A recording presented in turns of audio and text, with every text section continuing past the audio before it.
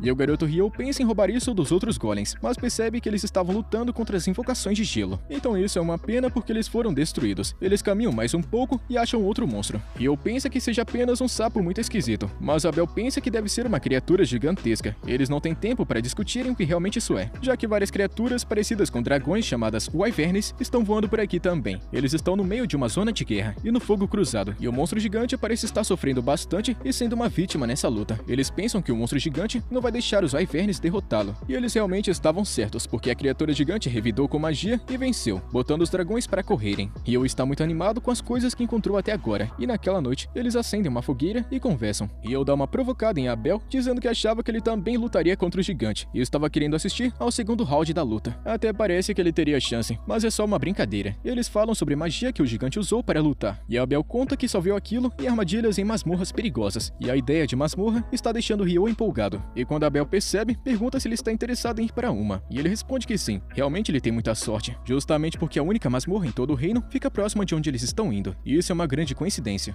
O garoto Ryo fica zombando de Abel, falando que ele escondeu isso dele, e não contou algo tão interessante desde o começo, mas Abel se defende falando que nem sabia que Ryo iria se interessar por masmorras. Quando Ryo fica querendo saber as outras coisas que Abel pode estar escondendo dele, Abel pergunta se ele já viu anões e elfos antes, porque ele realmente está com sorte. Tem vários anões no fim da jornada deles, e eles são muito fortes. Quando ele diz isso, Ryo conta que já sabe, e Abel se pergunta como ele pode saber desse tipo de coisa. Ele também conta que tem apenas um único elfo na cidade, e Ryo fala que também já sabe dessa informação. Eles continuam sua jornada subindo uma grande montanha, e Ryo conta para Abel que assim que eles cruzarem a colina, eles vão encontrar uma comunidade humana. Abel não estava esperando que Ryo soubesse dessa informação, então ele pergunta a Ryo novamente por que ele é tão esquisito e especial. Ryo se lembra de que foi o dragão quem contou a ele sobre isso, quando eles estavam conversando, mas ele também sabe que não tem como como explicar esse tipo de coisa para Abel, e ele simplesmente acreditar. Então ele diz a Abel para deixar isso pra lá. Enquanto eles continuam sua aventura, o monstro de alto nível está ameaçando eles. Ao sentir a sua presença, Abel se prepara para lutar, mas ao ver o gigantesco desafio na sua frente, ele fica tão assustado que nem se dá o trabalho de lutar, e está com dificuldades até para respirar de tanto medo. Mas por sorte, Ryo chama sua atenção e joga carne no monstro. Depois que o pássaro engole a carne, ele vai embora estando satisfeito, e Abel, se borrando de medo, fica cheio de alegria por tudo isso ter acabado. Ele fica feliz por Ryo ter conseguido protegê-lo, e eles continuam sua jornada, e se perguntam o que tem de errado nessa área. As criaturas que eles viram aqui não são criaturas que humanos deveriam ficar enfrentando. Tem alguma coisa muito errada nesse lugar. Ele se lembra de que os wyverns sempre voam na direção do norte, então eles imaginam que estejam perto da montanha. Eles ficam verificando os arredores da colina, e encontram vários wyverns comendo a carcaça de outro monstro. Ele percebe que estava certo, e Abel pensa que seria melhor se eles não lutarem, mas Ryo está pensando exatamente o contrário. Ele acha que eles devem cair na porrada com esses monstros, e se eles vão lutar, melhor que lutem agora porque os wyverns estão no chão. Eles partem para o ataque e conseguem vencer, mas são abordados por vários outros wyverns que estão voando na sua direção. O garoto Ryo utiliza sua magia para matar eles do céu, e Abel vai atrás das joias deles, e ele já está animado com toda essa luta maluca. Então quando vários outros monstros aparecem, ele fica muito feliz. Quando eles finalmente terminam essa longa luta, eles se olham e dão um sorriso. É uma ótima parceria, e essa luta durou até entardecer, e depois Ryo e Abel continuam sua jornada, enquanto discutem se devem ou não se arriscar em bater de frente com outros dragões novamente. Enquanto Ryo não se importa em lutar com essas feras perigosas novamente, Abel não tá querendo passar por essa emoção toda de novo. Ainda assim, ele está muito feliz por Ryo ter lutado contra os wyverns antes, pois agora eles têm um saco cheio de pedras mágicas que podem trocar por muito dinheiro. De qualquer maneira, os dois chegam em uma área bem ao norte e percebem que tem uma estrada um pouco longe, o que significa que eles vão achar uma cidade se seguirem por ela. Abel dá uma olhada ao redor e como a estrada leva até uma gigantesca montanha de gelo ao leste, ele acha que deveriam começar a caminhar para o oeste. Abel parece reconhecer as montanhas geladas, mas não conta a Ryo sobre isso, apenas contando que se eles seguirem o caminho que ele falou, chegarão em uma outra cidade. Ryo fica feliz com a notícia e fala sobre o quanto ele tá querendo dormir em uma cama confortável ultimamente. Abel fica surpreso ao saber que Ryo é um cara tranquilo, pois ele considera o rapaz o homem das cavernas que só quer lutar contra criaturas. Após isso, Abel começa a recomendar para Ryo o que ele deve fazer quando chegarem na cidade, contando sobre a comida local que, segundo ele, é muito saborosa. Os dois amigos não demoram muito para chegar na cidade, e quando chegam, acabam entrando em um restaurante local para comer. Abel informa Ryo sobre as guildas de aventureiros, aconselhando o rapaz a se registrar como aventureiro, já que ele é bem forte. E segundo Abel, o cartão da guilda também funciona como um documento de identidade, e com ele, Ryo terá permissão para entrar em qualquer lugar do país de forma gratuita. O garoto Ryo parece ter gostado bastante da ideia, e quando eles chegam na cidade, Abel teve que pagar uma moeda de prata aos guardas no portão, para que ele pudesse entrar. Abel também conta para Ryo uma outra vantagem de se juntar à guilda dos aventureiros. Ele pode negociar pedras mágicas e itens de monstros, mas também lembra de que ele precisaria ser um alquimista para usar esses itens. E Ryo, sendo apaixonado por química, tem grande interesse em alquimia, então ele começa a pensar em se tornar um aventureiro. A garçonete serve curry e arroz, e o rapaz fica surpreso que esse mundo também tenha alimentos famosos de seu mundo anterior. Ele fica pensando sozinho que nessas histórias, o protagonista acaba levando muito tempo até conseguir fazer uma imitação da comida de seu mundo natal. E já que comidas como curry já existam aqui no mundo de Fai, o garoto pensa que tá no lucro, reconhecendo isso como tipo de bênção dos anjos. O garoto esfomeado tá mandando tudo pra dentro, chamando a comida de deliciosa. Ele até pede mais uma, e talvez até mais 2 porções se tiver mais espaço na barriga. Na manhã seguinte, ele conta mais uma vez o quanto ele amava curry, fazendo Abel se perguntar se esse homem das cavernas nunca comeu uma comida decente antes. E já que Abel também não falou sobre a cidade ter curry, Ryo fica brincando falando que Abel talvez esteja escondendo segredos mais interessantes dele. Isso pega Abel de surpresa, pensando que talvez esteja realmente escondendo alguns segredos de Ryo. Os dois caminham por campos e fazendas, e logo chegam na cidade de seu destino. Ao chegarem ao portão de entrada da cidade, o guarda reconhece o Sr. Abel, e fica chocado em vê-lo, pois tiveram várias notícias de seu desaparecimento, e Abel não tem tempo para explicar a situação. Ele apenas diz ao guarda que o garoto ali atrás salvou a vida dele. O guarda agradece Ryo por salvar Abel, e aperta sua mão muito emocionado. E como Ryo ainda não se registrou como aventureiro, ele precisa pagar uma taxa de inscrição. Abel, mais uma vez, faz isso por ele, pagando para o guarda uma moeda de prata como taxa. O guarda mais uma vez dá as boas-vindas a Abel de volta à cidade, e pergunta o que ele planeja fazer agora. Enquanto conversam, Ryo percebe que Abel deve ser bem famoso, e muito bonzinho com todo mundo daqui. Em seguida, os dois vão até a guilda dos aventureiros, e no caminho, Abel conta a Ryo que é normal que quando uma pessoa se registra, sua classificação começa no nível de rank F, mas já que Abel é um aventureiro veterano, ele acha que pode ajudar na posição de Ryo, e com essa referência, Ryo pode começar no nível E, ou até mesmo no rank D. As famosas regras de patente também se aplicam a esse mundo, o que significa que quanto maior a classificação de uma pessoa, mais difícil será a missão que ela deve realizar. Abel não acha que Ryo vai precisar fazer nenhuma missão, pois acredita que o garoto vai ficar com muito dinheiro quando vender todas as pedras mágicas que eles possuem. Eles têm uma quantidade tão absurda que vender tudo de uma vez pode acabar desequilibrando o mercado. Então, Abel está querendo falar primeiro com o mestre da guilda, para que ele decida o que fazer. Eles entram na guilda e rapidamente todo mundo fica chocado e radiante ao ver que seu querido amigo Abel está vivo e muito bem. Enquanto dezenas de pessoas estão cercando Abel, o garoto Ryo dá um sorriso, pois ele nunca imaginou que faria um amigo tão popular. Ele sai do local porque está sentindo como se estivesse segurando vela e decide dar uma volta lá fora, quando ele encontra uma garota elfa que se interessou por sua roupa, reconhecendo ela como o traje do Rei das Fadas. Ryo fica confuso, pois não faz ideia de quem seja o Rei das Fadas, mas infelizmente a garota elfa diz que está com pressa, então ela vai embora sem explicar mais nada, mas ela quer se encontrar com ele novamente em breve. Abel sai da guilda procurando Ryo e traz o garoto para dentro, apresentando ele a todos como o cara responsável por salvar sua vida. Ele então empurra o garoto para frente e todos falam sobre o quanto estão felizes e gratos a ele. E depois que todos eles voltam para suas tarefas, Abel leva Ryo até a recepcionista da guilda para o processo de registro, pedindo à recepcionista que coloque ele como aventureiro de rank D. A garota recepcionista não consegue acreditar que um homem como Abel, que é do grupo da Espada Carmesim, esteja pessoalmente recomendando alguém. A garota conta que é a primeira vez que vê alguém fazendo esse tipo de coisa. Isso deve significar que Ryo deve ser realmente um cara muito especial. A recepcionista aprova, mas conta que ainda tem um processo de avaliação física, e o garoto também precisa passar nesse teste para se tornar um aventureiro de verdade. Nesse momento, Abel conta que está querendo falar com o mestre da guilda, e então a recepcionista leva eles para a sala de reuniões, onde um cara chamado Ryui, o mestre da guilda, entra assim que recebeu a notícia que Abel havia retornado. O fato deles terem passado por aquela montanha de gelo e voltarem vivos é impressionante até mesmo para o mestre da guilda. Abel pergunta para o mestre se esse fato já é suficiente para subir o nível de Ryo, já que ele sabe muito bem que não tem como uma pessoa sem habilidades conseguir tudo isso. O velhote então conta que ele está certo e aceita subir o nível de Ryo. E antes que eles pudessem terminar a conversa, uma equipe invade a sala. A equipe é composta por membros do grupo de Abel. Quando uma garota chamada Lin vê Abel e descobre que ele está vivo, ela cai de joelhos. Ela não consegue acreditar que está vendo ele novamente. Abel se levanta e vai até eles pedindo desculpas por ter causado tanta preocupação. Ele admite que teria morrido se Ryo não tivesse salvado a vida dele. Então, é o garoto Ryo quem eles deveriam estar agradecendo. O mestre da guilda lembra o grupo de que eles têm muito o que fazer, então dispensa eles e pede à secretária da guilda que prepare os materiais necessários para o registro. Enquanto ele deixa o grupo usar a sala para o reencontro, Ryo tenta sair com o mestre, mas Abel chama ele de volta dizendo que eles têm algo para fazer juntos e pedindo que ele espere perto da guilda após o registro. Enquanto Ryo se afasta, o mestre acaba percebendo que ele está muito confuso sobre Abel ser tão famoso. Ele explica que o grupo de Abel, a Espada Carmesim, é o mais forte de toda essa vila e que todos sentiram a falta de Abel. O garoto pergunta se ele vai se registrar no rank D e o mestre responde que sim. Ele admite que conhece Abel e Abel é muito forte. No entanto, ele também sabe que Abel não conseguiria derrotar aqueles monstros se não tivesse uma ajudinha. Então ele tem certeza de que Ryo também é muito habilidoso, o que significa que ele não tem problemas em registrá-lo no rank D. Ele leva o rapaz para outra sala e a secretária chega lá com os materiais. Ele deixa a garota cuidando do registro enquanto ele fica cuidando da papelada da guilda. Ela se apresenta e traz um livro, fazendo perguntas importantes, como as habilidades e também o nível de Ryo. E também pergunta se por acaso ele já esteve em uma masmorra antes. Quando ele diz que não, ela diz que tem várias aulas de masmorra todo mês e pergunta se ele está querendo se inscrever. Ele decide fazer parte e ela conta sobre a próxima aula, que vai acontecer daqui a alguns dias. Ele fica chocado ao descobrir que vai ter tanto tempo disponível e ela conta que tem um relógio gigante no meio da cidade para ajudá-lo a se preparar. E como ele não tem onde dormir, ela diz que ele pode ficar na pousada da guilda por 300 dias após a inscrição. E depois que a papelada finalmente fica pronta, ela entrega o cartão e pede que ele coloque a palma da mão em uma pedra. O sistema reconhece o garoto e o processo enfim é concluído. Eles saem da sala e o mestre conta que está muito feliz por Abel estar de volta. Ele também dá uma reclamada falando que a cidade inteira estava uma bagunça devido à ausência de Abel. Nosso garoto então se encontra com Abel, que leva ele para passear. E Abel então conta que eles vão conseguir o dinheiro pelas pedras que venderam e que ele também pretende comprar algumas roupas e um cajado para Ryo. E o garoto gostou muito da ideia, mas se pergunta por que diabos Abel está querendo comprar um cajado para ele. Abel diz que um mago deve usar um cajado, mas o garoto insiste que não precisa de um para meter a porrada em alguém. Além disso, isso não é grande problema, já que ele sempre carrega uma espada para proteção. Abel tá achando que é muito estranho um mago também ser um espadachim, e quando Ryo mostra a espada que está na sua cintura, Abel só está vendo uma pequena faquinha, e não sabe como ele sobreviveu esse tempo todo só usando ela. Tudo da vida do garoto deixa Abel impressionado, e também tem coisas que deixam ele confuso. O garoto Ryo precisa fazer algumas perguntas para Abel, e depois de fazer compras e várias perguntas, ele descobre que esse mundo também tem 24 horas por dia, e também 7 dias por semana. Nisso ele já pensa que o mês também tem 30 dias, assim como na nossa Terra. E depois do curry que ele comeu, ele consegue imaginar que alguém da Terra acabou reencarnando aqui, e mudou algumas coisinhas. O garoto agradece a Abel pelas coisas que ele comprou. A Abel conta que ainda tem um outro lugar que eles precisam ir, e como convidado de honra, ele não pode recusar. Abel leva o rapaz para sua festa de boas-vindas, e eles se divertem e ficam bebendo a noite toda. E na manhã seguinte, ele está cansadão. Ele caminha até o alojamento com a recepcionista chamada Nina, que admite que ele realmente deve ter tido uma noite ótima. Ela conta que Ryo é como se fosse um irmão para Abel, já que na festa, Abel simplesmente não saiu do lado dele de jeito nenhum, porque ele estava muito grato pelo que Ryo havia feito por ele. Nesse momento, o nosso garoto conta que está com um pouquinho de ressaca, porque ele acabou bebendo pra caramba na noite passada, e eles finalmente acabam chegando no alojamento, e Nina abre a porta. O quarto já está ocupado por 2 pessoas, e a garota apresenta Ryo como sendo o último colega de quarto deles. Os 2 colegas de quarto, Nils e Eito, se apresentam, e antes de ir embora, a garota Nina está lembrando Ryo de sua aula que será amanhã. E depois que ela sai, o cara chamado Nils fala que ela é muito bonita, e o outro chamado Eito não está muito interessado nela não. Então ele vai puxar papo com Ryo, e eles fazem amizade e combinam que serão gentis um com o outro durante todo o tempo que passarão juntos. Nina bate novamente na porta e traz outro colega de quarto. O nome dele é Amon, e parece que ele é um garoto jovem, e eles perguntam sua idade. Ele conta que tem apenas 16 anos, mas seus pais acabaram de falecer, então ele decidiu ganhar a vida se aventurando. A garota Nina pede que eles recebam o garoto de forma amigável, e diz a Ryo para ir com ela para a aula no dia seguinte. Enquanto isso, Abel conta para seu grupo todas as coisas malucas que presenciou ao lado de Ryo, e como Ryo utilizou magia sem nem sequer ter um cajado, e também como ele usou gelo para matar dragões wyverns e algumas outras coisas insanas. Um dos membros do grupo, Lin, não consegue acreditar no que Abel está dizendo. Ela fala gritando que isso jamais poderia ser verdade, e é um grande absurdo, pois a magia utiliza proximidade e também distância. Mas Abel insiste, falando que foi exatamente isso que ele viu. Ele até conta como Ryo utilizou blocos de gelo para matar inimigos de forma rápida, e a garota Lin tá achando isso tudo impossível. Outra integrante do grupo, chamada Ria, conta que só existe uma lenda tão forte assim, e é a do Mago do Inferno. Eles acham que tudo que escutaram sobre o Mago do Inferno é apenas rumores, já que ninguém nunca viu ele. E uma outra preocupação que eles estão tendo é que se esse garoto for tão forte assim, ele pode trair eles, ou então ficar do lado do Império. Mas Abel manda eles ficarem tranquilos, dizendo que Ryo não vai ficar do lado do Império porque ele simplesmente detesta o nome do Império. E todo mundo tá achando que Abel tá ficando maluco pra acreditar nesse tipo de coisa. E voltando, nosso garoto dá risada e fica brincando com seus novos colegas de quarto, enquanto pensa sobre o quanto a sua vida mudou. Após um breve tempo de aprendizado, a aula finalmente terminou, e Ryo está simplesmente animado porque agora ele pode ir pra masmorra. E essa vai ser realmente a primeira vez que ele caça como sendo um caçador de verdade, e vai ser em uma masmorra. E ele se sente animado, mas Amon, que está sentado ao lado dele, não tá sentindo o mesmo. Ele está se cagando de medo de entrar na masmorra e não acha que eles estejam preparados para esse tipo de coisa. Então o garoto acalma seu amigo, dizendo que não é lá grande coisa, e que no final ele vai gostar muito, mas ele ainda parece realmente assustado. Nesse momento, o professor pergunta se algum aluno está com alguma dúvida, e Ryo se oferece para fazer uma pergunta. Ele tá querendo saber se é possível usar uma habilidade para pular os níveis da masmorra que já concluíram, para os que ainda não foram concluídos. O professor fica impressionado porque essa daqui foi uma boa pergunta, e revela que, embora seja algo que funcione em outras masmorras, nessa masmorra aqui da cidade, essa habilidade não está disponível para uso. No entanto, o professor fica elogiando Ryo, e Amon também percebe que ele é muito inteligente. Ele se vira para Ryo e pergunta como ele aprendeu tudo aquilo, mas ele responde dizendo que não é assim tão difícil, e que ele também vai aprender com o tempo. E para concluir a aula, eles vão limpar a masmorra. O professor conta que vai levar eles para dentro da masmorra, e eles seguem em frente. Quando eles chegam no portão, ele mostra que essa masmorra fica bem no meio da cidade, e toda essa cidade foi construída bem em volta da masmorra, e portanto qualquer coisa que aconteça dentro da masmorra que seja grave, colocará toda a cidade em perigo. Mas para prevenir, a masmorra possui 2 portões para garantir a segurança das pessoas, em caso de problemas. E além disso, há um evento que acontece todo ano, chamado de A Grande Maré, em que monstros se juntam e as lutas na masmorra se tornam intensas. Essas criaturas podem causar grandes estragos, então o portão protege a cidade, e eu fico chocado ao ver que as coisas podem chegar a esse ponto. E Amon fica se cagando de medo mais ainda, já que ficou sabendo que eles podem ser atacados a qualquer momento. O professor percebe que o garoto está assustado, e diz que não precisa se preocupar tanto assim, pois ainda tem muito tempo pela frente. O professor também mostra que tem uma secretária na entrada da masmorra, onde todos aqueles que entram devem escrever seus nomes e também horários de entrada, mas como eles vieram da guilda, não precisam fazer o registro. Eles seguem em frente e o professor conta que a primeira fase da masmorra foi concluída, então eles podem se divertir andando por aí. Mas lembrando, ainda é preciso ter muito cuidado e ficar esperto para não se machucar. O medroso do Amon fica na cola de Ryo durante todo o passeio, e ele chega a um lugar estranho, e Ryo percebe que tá muito escuro, e parece que tem alguma coisa ali no meio. Ele chama a atenção de Amon para ele se preparar para lutar. Quando finalmente o monstro chega, é simplesmente uma formiga soldado, e o garoto Ryo utiliza seu gelo para segurar a formiga soldado, e diz a Amon para usar sua espada e finalizar a criatura. Ele se aproxima com a formiga estando imobilizada. Ele aplica um golpe com sua espada e a formiga então morre. Ryo fica feliz por ele ter conseguido fazer isso, mesmo estando com muito medo, mas Amon acha que não foi grande coisa, já que Ryo foi quem imobilizou ela. O garoto se aproxima e diz para Amon que eles deveriam pegar o cristal e vender, mas Amon não é muito chegado em aventuras, então ele não fazia ideia de que eles podiam fazer isso. E Ryo conta que eles são aventureiros e que a profissão serve para pagar seu dia a dia com equipamentos, então eles devem sempre fazer isso. Eles saem da masmorra animados com o que fizeram hoje, e naquele dia, seus os colegas de quarto encontram eles na guilda para comemorar, e eles se divertem enchendo a cara de bebida no estilo medieval, mas parece que o álcool não é permitido nessa guilda aqui não.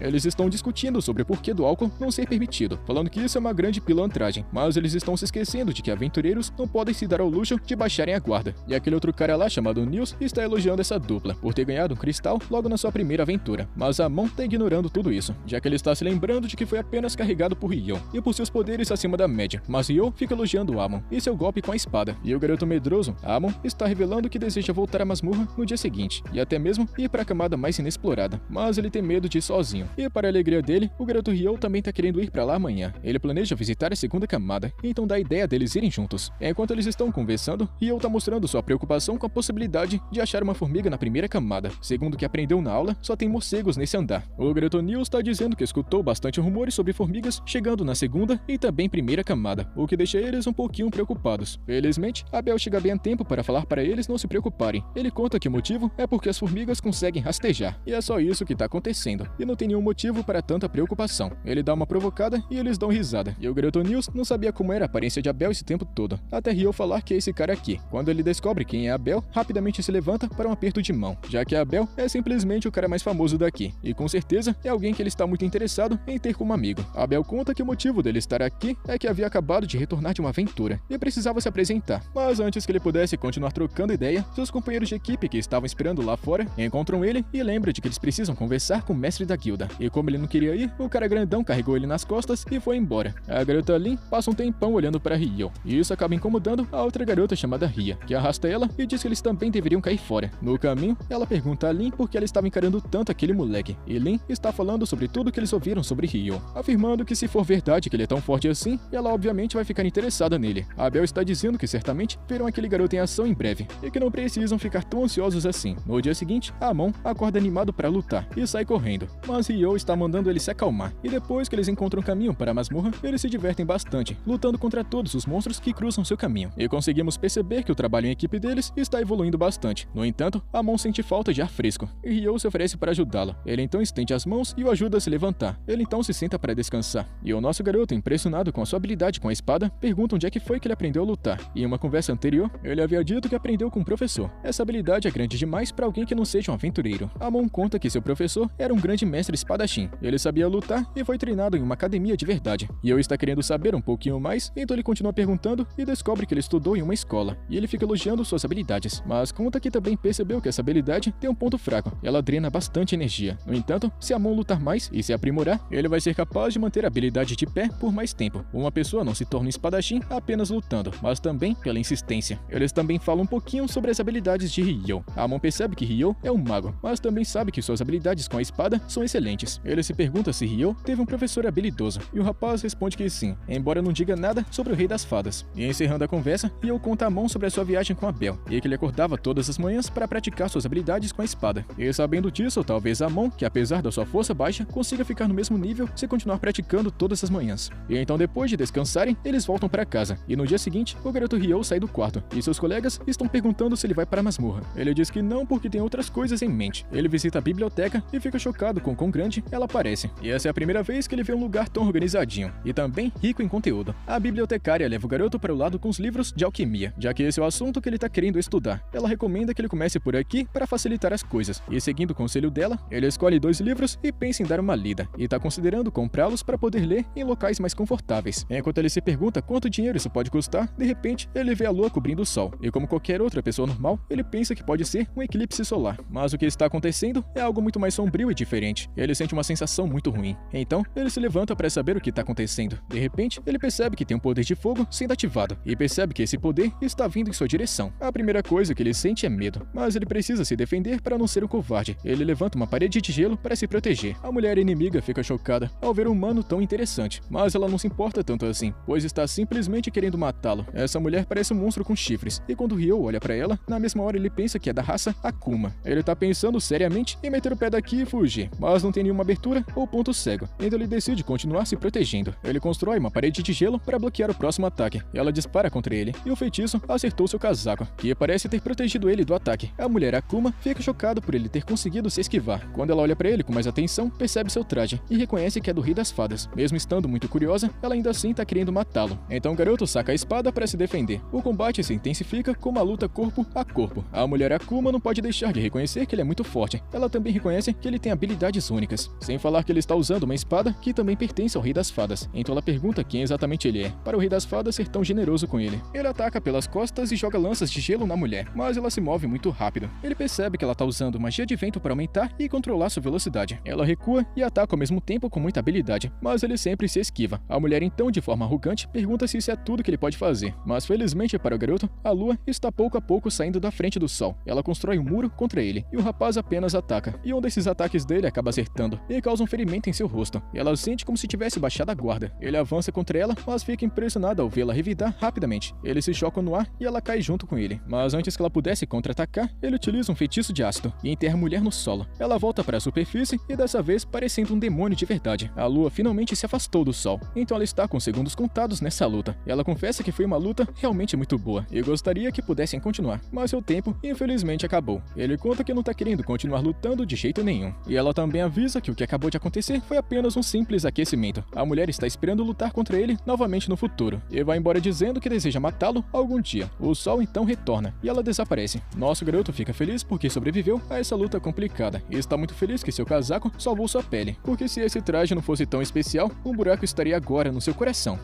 Nosso garoto então se lembra que precisa pegar o livro. Ele então vai sacar o dinheiro. E após ele sacar, ele fica chocado com a quantidade de dinheiro que tá na sua conta. Ele se lembra que o mestre da guilda havia dito antes que os cristais que eles trouxeram tinham muito valor, mas ele não sabia que poderiam ser tão caros assim. Ele volta pra casa felizão por não ter que trabalhar por dinheiro igual outras pessoas estão fazendo agora, pelo menos por um tempo. No entanto, ele fica chocado ao ver que seus colegas de quarto não estão aqui. Ele sai pra pegar o livro, mas encontra seus colegas lá fora. Ele vê que todos os seus amigos aventureiros acabaram levando uma surra de um grupo de idiotas encrenqueiros. O líder dos idiotas fica se gabando de não ter avisado eles antes que iriam levar uma surra, porque monstros também não avisam ninguém antes de um combate. Mas nosso rapaz aparece, batendo nos idiotas pelas costas, falando que assim como ele disse, não precisa avisar ninguém antes de quebrar na porrada. Depois de um longo dia, Ryo e seus colegas de quarto estão tomando banho quente. Seu colega de quarto, que é um curandeiro, está ajudando ele a curar o ferimento no ombro, causado pela luta anterior com a mulher Akuma. Mas ele fica chocado ao perceber que apesar da profundidade da lesão, seu osso não está quebrado. Eles perguntam com quem ele lutou para ter esse tipo de machucado, mas ele não tá querendo contar. Ele conta que está feliz por ter sobrevivido e espera que não passe por isso de novo. Dias depois, os colegas de quarto de Ryo estão na masmorra e após uma longa luta, eles conseguiram derrotar um Goblin arqueiro. Eito então cura os ferimentos de Amon usando o feitiço de cura reduzida, enquanto Nils está coletando os itens dos Goblins derrotados. Eles estão atualmente na 5ª camada da masmorra e não faz muito sentido para Eito. Por que será que tem um arqueiro Goblin em um nível tão iniciante? Sentindo o perigo, Nils está decidindo que seja melhor voltar para a superfície e dividir o prêmio entre eles três. Amon diz que não tá querendo ir embora, pois ainda tem muita energia para lutar, mas Nils, que pensa em Abel como seu ídolo, conta para colocar a segurança e sobrevivência como a primeira missão. Esse é o lema dele, e é por isso que ele tá implorando para Eito e Amon que voltem. Ele convence os garotos e então eles retornam. No caminho de volta, Amon tá dizendo que se Ryo tivesse vindo com eles hoje, teriam conseguido explorar as camadas inferiores dessa masmorra com facilidade. E o nosso garoto Ryo foi tomar um belo de um ar fresco fora da cidade. Ele não consegue parar de pensar na luta contra a mulher demônio e não consegue acreditar no quão incrivelmente poderosa era a magia dela, mas ainda assim ele acha que se for comparar, a velocidade com que os dois invocam a magia estão pau a pau. Portanto, a única coisa que ele precisa fazer para evitar perder na próxima batalha é se concentrar em aumentar seu poder e transformar suas fraquezas em pontos fortes. Ele também precisa achar um jeito de bloquear a velocidade de movimento daquela mulher Akuma, que parece aumentar 10 vezes utilizando a magia de vento. E como Ryo não pode usar a magia de vento, ele sente um pouquinho de inveja e se pergunta se ele pode se mover mais rápido utilizando a magia de água. Ele já utilizou seu feitiço de jato d'água enquanto estava debaixo d'água para aumentar sua velocidade de mergulho, mas não sabe como aplicar isso pisando em terra. Ele então olha para os pés, se lembrando que pode patinar no gelo, e percebe que se apenas transformasse o chão em gelo, a superfície não teria atrito nenhum. E na teoria, se ele utilizar o jato d'água, vai conseguir aumentar sua velocidade de movimento. Mas quando ele tenta, essa ideia acaba dando muito ruim, fazendo o rapaz desistir completamente e aceitar que não consegue. Mas sem perder totalmente as esperanças de evoluir, ele decide testar a nova ideia novamente mais tarde. Ele volta para a cidade, decidindo visitar a biblioteca para pesquisar mais sobre Akumas e também alquimia. A garota Lin, companheira de equipe de Abel, está na biblioteca procurando alguma coisa na seção de feitiços proibidos. Na verdade, ela está procurando qualquer informação que ajude a entender o que Abel disse quando Ryo invocou uma parede de gelo grossa no ar, e também lanças de gelo para perfurar as defesas do dragão, algo que ela está acreditando que é simplesmente impossível para as pessoas desse mundo. E bem, ela poderia simplesmente perguntar a Ryo e pedir que ele mostrasse suas habilidades mágicas, mas ela é tão orgulhosa que não vai se rebaixar a deixar aquele moleque se sentir superior a ela em conhecimento. Sem falar que o seu mestre, que ela considera um dos maiores mágicos que existem, não consegue fazer magia como Ryo. Ela acha que a Belle estava apenas exagerando. Uma garota elfa chamada Cera aparece de repente e parece vir bastante nessa biblioteca. Lin responde que só veio aqui em busca de informações, mas não achou nada até agora. Ela se pergunta se deveria perguntar para Cera sobre isso, mas decide não envolver outra pessoa em um assunto que talvez nem seja verdade e um grande engano. Então ela muda o assunto e pergunta à garota elfa quando foi que ela voltou para a cidade. Aparentemente, Cera estava em uma jornada pela capital real, e ela responde que acabou de voltar. De qualquer maneira, a garota de orelhas pontudas tem algo esperando por ela, e precisa sair, então ela se despede. A garota Lin parece meio decepcionada por não ter perguntado a ela sobre Ryo. Os garotos Nils e Eito retornaram à guilda dos aventureiros, e se apresentam diante da recepcionista Nina, e então Nils, agindo como se fosse um apaixonado como sempre, fica gaguejando para falar na frente de uma garota linda. Então Eito chega na frente e conta para Nina sobre o prêmio que eles conseguiram. Ele mostra a ela os 3 cristais mágicos que vieram dos arqueiros goblins, que eles derrotaram na 5ª camada. Nina tá achando isso muito estranho, já que os arqueiros goblins nunca foram encontrados na 5ª camada antes, e percebendo a situação, ela corre para informar o mestre da guilda sobre isso, e agradece aos aventureiros novatos por darem essa valiosa informação. O mestre da guilda fica sabendo da notícia através da garota, e conta que os arqueiros goblins só devem aparecer abaixo da 10ª camada. Geralmente é assim que funciona. Ele considera que isso é um sinal de alerta, de que algo terrível pode acontecer em breve, então ele pergunta a Nina se tem algum grupo de rank B na cidade, que consiga cuidar da situação complicada que possa acontecer. Ela conta que tem um grupo da Espada Carmesim e o grupo da Brigada Branca, que estão na cidade, e esse último voltou faz 2 dias de uma aventura. Ao escutar isso, o mestre pede à garota que chame os 2 grupos para uma reunião, pois está querendo discutir o assunto com eles. Depois que Nina ordena a Espada Carmesim que encontre o mestre da guilda, a Belle conta que não está muito afim de ir não, depois de saber que o grupo da Brigada Branca também vai estar lá. E mesmo que a Belle conheça Phelps, que é o líder da Brigada Branca, ele ainda tá desconfiando desse cara até hoje. Mesmo assim, ele segue para a guilda dos aventureiros com seus colegas de equipe. Quando eles entram no escritório do mestre da guilda, descobrem que o grupo da Brigada Branca já havia chegado. Phelps pergunta muito confiante a Belle como é que ele tá, e a Belle, um pouquinho sem jeito e também envergonhado, cumprimenta Phelps. E agora que os 2 grupos estão presentes, o mestre primeiro agradece eles por terem vindo. Em seguida, informa sobre a situação. A Belle não tá conseguindo acreditar que os goblins arqueiros realmente chegaram na 5ª camada, e pergunta ao mestre se ele tem certeza de que foi isso que aconteceu. O cara velhote conta que tem 100% de certeza de que esse é o caso de verdade. Todos entendem e Phelps pergunta o que eles devem fazer agora. O mestre diz que está querendo que os 2 grupos entrem na masmorra imediatamente, agora mesmo se possível, e procurem sinais de uma tragédia que possa acontecer, talvez até mesmo um grande crescimento explosivo na população de monstros. E como já faz quase 10 anos desde a última vez que isso aconteceu, não é nenhum exagero pensar que o próximo grande ataque esteja chegando para acertar a cidade. Todos concordam que as aparições estranhas de monstros podem ser um sinal de tragédia, então eles querem seguir o plano e os comandos do mestre, e é claro que ele vai recompensá-los por seus esforços, com 100 moedas de ouro adiantadas, prometendo que assim que a missão for concluída, receberão mais 200. Então a Belle pergunta novamente para o mestre se a tarefa deles é apenas descobrir se a grande tragédia está chegando ou não, e o cara responde falando que assim que tiverem a confirmação, eles devem voltar para a superfície e informar a todos para que possam trancar o portão da masmorra temporariamente, e se preparar para a batalha convocando todos os aventureiros e os cavaleiros regionais. Aparentemente, o mestre já informou o senhor da cidade sobre a missão e seus planos para a segurança, e já que o mestre está fazendo planos tão avançados, a Belle não consegue deixar de pensar que o mestre acredita de verdade que a guerra já começou. O velhote conta que só está querendo se preparar para o pior, e mais uma vez, manda todos eles irem para a masmorra. Tanto a Espada Carmesim quanto a Brigada Branca aceitam a missão e vão embora, muito determinados a vencer. Na manhã seguinte, todos os amigos de Ryo estão acordando, e vem ele se preparando para sair. Nils pergunta a Ryo para onde ele tá indo, e o garoto explica que vai visitar a biblioteca novamente, dessa vez a seção avançada do lado norte, para que ele possa aprender mais sobre alquimia, e segundo Eito, apenas aventureiros de rank D podem entrar na seção norte, então é bem útil e adequado para Ryo, que já começou nesse nível. Amon conta que ouviu bastante rumores de que a seção norte contém vários livros proibidos, e isso deixa Ryo animado, afinal de contas quem não tá querendo aprender coisinhas proibidas. Mas para a tristeza do nosso garoto Ryo, apenas aventureiros de nível B podem ler esses livros mais avançados, e eu diz que é uma pena que ele só vai conseguir aproveitar um pouquinho, mas seus colegas de quarto estão dizendo para ele não se sentir mal, pois eles têm certeza de que não vai levar muito tempo para ele ser promovido para rank B, e como sempre a determinação de Ryo motiva Nils a voltar para a masmorra. Eito e Amon estão querendo acompanhá-lo em algumas aventuras. Ryo sai e segue para a biblioteca, onde fica andando pela seção norte, sem saber onde estão os livros que contêm informações relacionadas à raça dos Akumas. Ao subir as escadas que levam ao segundo andar, ele encontra Cera, e na mesma hora fica surpreso com a sua beleza. Enquanto isso, a equipe de Abel e a equipe de Phelps chegaram no portão da masmorra. Phelps juntou mais de 20 pessoas para essa missão. A maioria são aventureiros de nível C, e agora que todos estão presentes, o mestre da guilda decide abrir o portão da masmorra, mas do nada Abel impede ele, sentindo por instinto que alguma coisa muito ruim vai acontecer assim que eles abrirem o portão. Então, por segurança, ele ordenou que a garota Lin usasse sua verificação mágica do vento para escanear a primeira camada da masmorra. E a garota Lin executa a magia e acaba percebendo que tem várias centenas de monstros na entrada. Isso significa que a grande onda de criaturas já começou. Então o mestre ordena que todos recuem e avisem os cavaleiros e os outros aventureiros para agirem imediatamente. Os portões da masmorra se fecham e a equipe de Nils, que acabou de chegar na guilda, descobre que os monstros estão surgindo. E como todos precisam se juntar para lidar com essa situação de emergência, a equipe dele também avança para a primeira camada da masmorra. E ao mesmo tempo, o nosso garoto Ryo está simplesmente encarando o Sera como se fosse um esquisitão tímido. A garota elfo reconheceu Ryo, já que encontrou ele no dia em que ele chegou na cidade. Dessa vez, ela se apresenta e se pergunta se ele veio aqui em busca de alguma coisa importante. Ele não tá querendo revelar que teve um encontro com Akuma, então conta a ela sobre outra coisa pela qual veio aqui, a alquimia, e talvez até alguma coisa que poderia ajudá-lo a criar um golem. Sera fica guiando Ryo até a seção onde estão os livros relacionados à criação de golems. No caminho, eles ficam batendo papo, e Ryo descobre que Sera também é uma aventureira, e ela conta que no momento é a única participante de seu grupo, e de volta ao portão da masmorra, tudo está completamente trancado, e todos os aventureiros se reuniram na primeira camada, esperando que os monstros quebrem o portão. Alguns segundos depois, a primeira onda de monstros chega, e os arqueiros rapidamente disparam suas flechas contra os inimigos. E entre esses vários monstros, existem vários goblins arqueiros que conseguem machucar e acertar vários aventureiros. Mas a luta continua com força total quando o comandante chega com seus cavaleiros. O mestre percebe que tem monstros demais, e que os números não eram tão altos assim na última vez que essa batalha aconteceu. E mesmo depois de uma longa e tensa batalha, o número de criaturas não diminui. O velho mestre da guilda está suspeitando de que um chefe goblin vai aparecer na luta em breve, e Nils está enviando a mensagem do mestre para Bel, para posicionar o seu grupo para lutar contra o chefe goblin. E sendo aventureiro de rank F, Nils, Eito e Amo não podem fazer muita coisa, além de ajudar os outros aventureiros com um trabalho de suporte. O sol está quase se pondo, e a maioria dos monstros já foram derrotados. O chefe da guilda, se sentindo incomodado pelo silêncio, percebe que o monstro-chefe vai chegar a qualquer momento. Então, ele ordena que a Brigada Branca e a Espada Carmesim se preparem. Eles descem em frente ao portão e derrotam os monstros mais fracos primeiro, para garantir que eles não se tornem um problema mais tarde. E como já esperado, um goblin gigante super tanque resistente, segurando uma longa espada na mão, atravessa o portão. E a julgar pelo seu tamanho, Abel reconhece que se trata de um general golem. Phelps acredita que assim que derrotarem um monstro, a batalha vai terminar. No entanto, quando mais dois generais goblins aparecem, eles percebem que um rei goblin está em um lugar escondido, que vai aparecer por último. Abel e Phelps estão se preparando para lutar contra dois generais goblins, enquanto Ria e Xena se preparam para lidar com o terceiro. No entanto, antes que eles consigam aplicar ataques nos generais, um ataque de vento surge do nada, cortando os goblins ao meio. Esse ataque de ventania veio de um simples movimento do chefe final, o rei goblin. Assim que ele entra no campo de batalha, os únicos aventureiros capazes de enfrentá-lo de igual para igual são Abel e Phelps. Abel utiliza sua habilidade única, a sombra perfeita, para rapidamente colocá-lo no seu alcance, e em seguida perfura o rei goblin em seu peito. No entanto, isso não é o suficiente para terminar o trabalho. Então a garota Lin aparece em seguida, que estava preparando um feitiço poderoso há vários minutos, e cobre o monstro com uma chuva de feitiços, perfurando seu corpo por todos os lados. E com o rei goblin derrotado, a batalha finalmente terminou. E pelo visto, ainda não chegou o dia em que todos irão ver o nosso garoto Ryo utilizando sua raríssima magia. No entanto, sem que ninguém saiba, alguma coisa ainda mais sinistra está lá dentro da masmorra, e talvez seja muito mais perigosa do que o rei goblin.